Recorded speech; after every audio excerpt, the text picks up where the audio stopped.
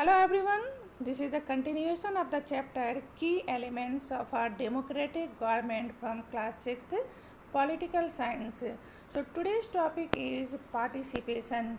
In this topic I will discuss about what are the ways how the people participate in the government's decision making and actions. इस topic में मैं आप लोगों को बताऊंगी कि वो कौन से तरीके हैं जिससे कि जनता गवर्नमेंट के या सरकार के डिसीजन मेकिंग में और उसके कार्यों में भाग लेती है. So the first question arises that why do we have regular elections. जो पहला क्वेश्चन अराइज होता है वो है कि हमारे देश में आखिर रेगुलर इलेक्शन क्यों होते हैं. As we know that the election conducts in our country, a democratic country like India, after every 5 years. So जैसा कि हम जानते हैं कि प्रजातांत्रिक देश जैसा कि हमारा भारत है, यहाँ इलेक्शन प्रत्येक या हर 5 साल पे कंडक्ट होता है. This is the reason the people have the power to make the decision in democracy.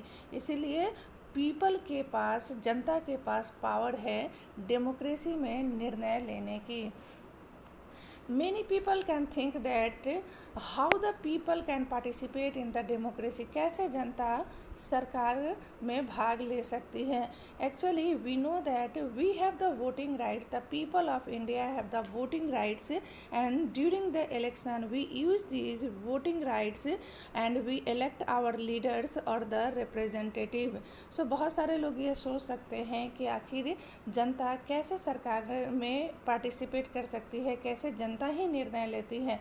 तो इसका जो आंसर है वो ये है कि भारत की जनता को चुनाव में भाग लेने का अधिकार है, उसे वोटिंग राइट है, और इलेक्शन के समय हम अपने इसी वोटिंग राइट का इस्तेमाल करके अपने रिप्रेजेंटेटिव और लीडर्स का चुनाव करते हैं.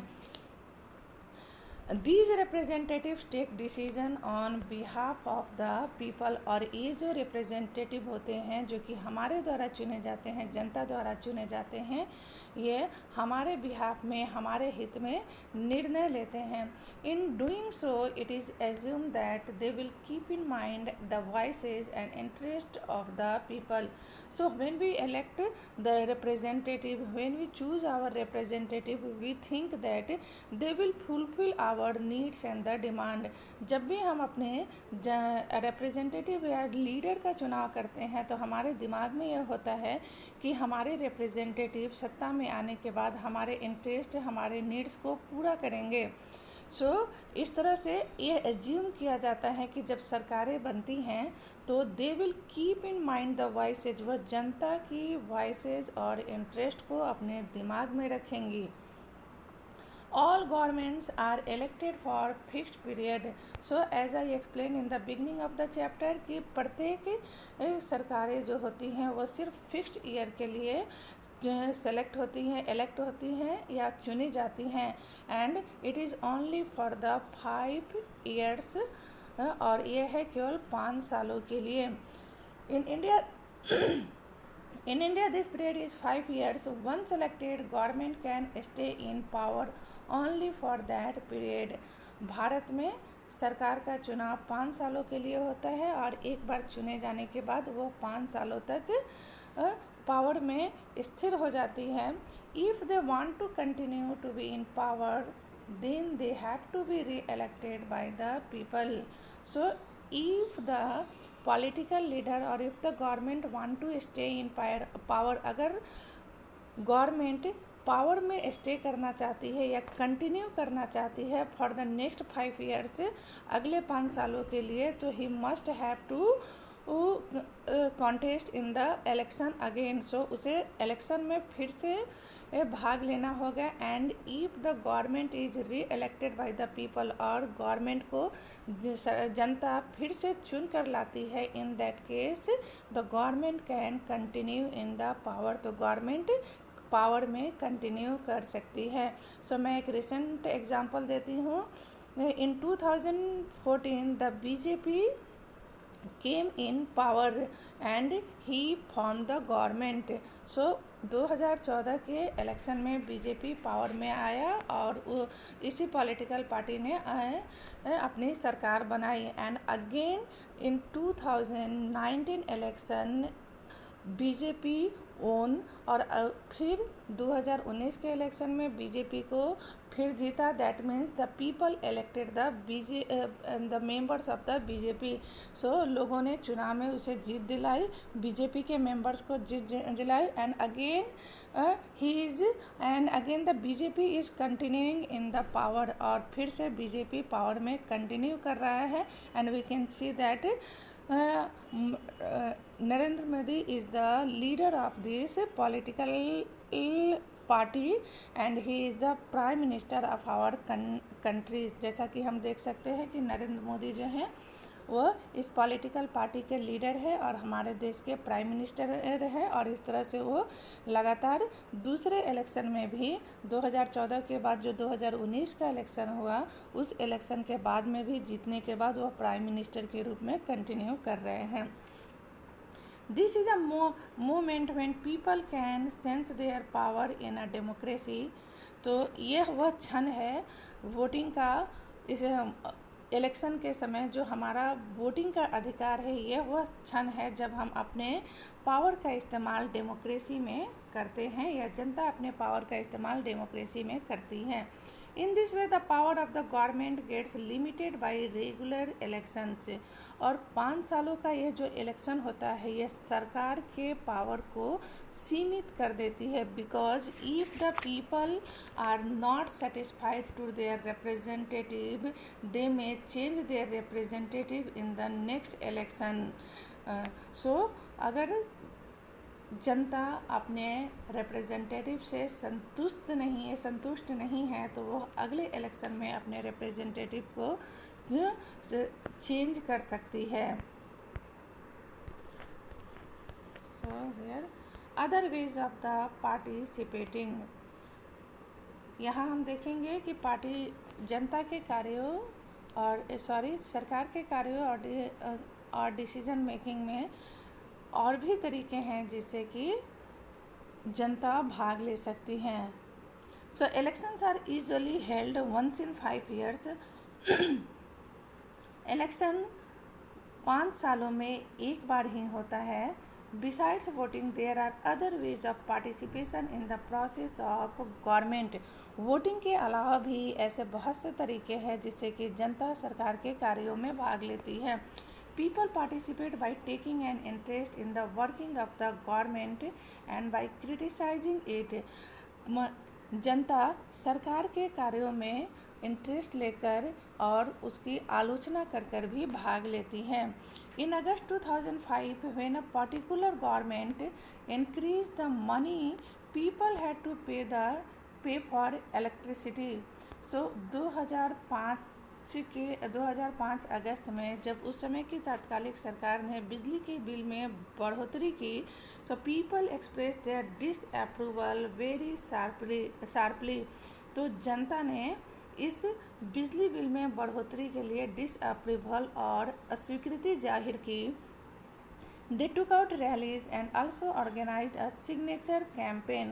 सो इस बिजली बिल में बढ़ोतरी के कारण जनता ने रैली और सिग्नेचर कैंपेन को ऑर्गेनाइज किया। Government tried to explain and defend the decision. Government ने यह कोशिश की कि अपने इस डिसीजन को एक्सप्लेन और उसे डिफेंड करने का कोशिश किया, but finally listen to the people's opinion. और अंततः सरकार को जनता की ही बातें सुननी पड़ी एंड विड्रॉ द इंक्रीज। और बिजली के बिल में बढ़ोतरी का जो डिसीजन था उसे सरकार को वापस लेना पड़ा। The government had to change its decision because it is responsible to the people. Government को अपना निर्णय इसलिए बदलना पड़ा क्योंकि डेमोक्रेसी में गवर्नमेंट जो है, सरकार जो है, वो जनता के प्रति उत्तरदायी होती है। So here we can see some pictures. these are the news cuttings, ये सभी जो है न्यूज़ कटिंग्स हैं. So these are the ways how the people participate in the democracy. So यहाँ पर कुछ वेज दिए गए हैं जिससे कि ये पता चलता है कि पीपल इन सभी माध्यमों से भी सरकार के कार्यों में भाग लेती है. So here we can see that we can see in this cartoon. इस कार्टून में हम देख सकते हैं कि यह कार्टून जनता के सरकार के कार्यों की आलोचना कर रहा है. कार्टून के माध्यम से उस पर बैंक किया गया है. And here the through the newspapers the people can raise their voices. Newspaper के माध्यम से लोग अपने वॉइस को रेज कर सकते हैं. Here bank posters government must give compensation to flood victim. तो इस तरह से ये सभी वेज भी हैं जिससे कि सरकार के कार्यों में जनता भाग लेती है. There are many ways in which people express their views and make government understand what actions they should take. तो ऐसे बहुत सारे तरीके हैं जिससे कि जनता अपने विचारों को एक्सप्रेस कर सकती है और सरकार को यह समझा सकती है कि वो बहुत सारे एक्शंस हैं जो कि सरकार के निर्णयों के विरुद्ध ले सकती है. These include dharnas, rallies, strikes, signature campaigns. और जनता द्वारा लिए जाने वाले इन स्टेप्स में है धरना है, रैली है, स्ट्राइक्स है, सिग्नेचर कैंपेन है और भी बहुत सारे तरीके हैं. Things that are unfair and unjust are also brought forward. और सरकार के निर्णयों में जो कुछ अनफेयर होता है, अनुचित होता है और अन्यायपूर्ण होता है उसे भी जनता आगे लाने का कार्य करती है. Newspaper, magazines and TV also play a role in discussing government issues and responsibilities.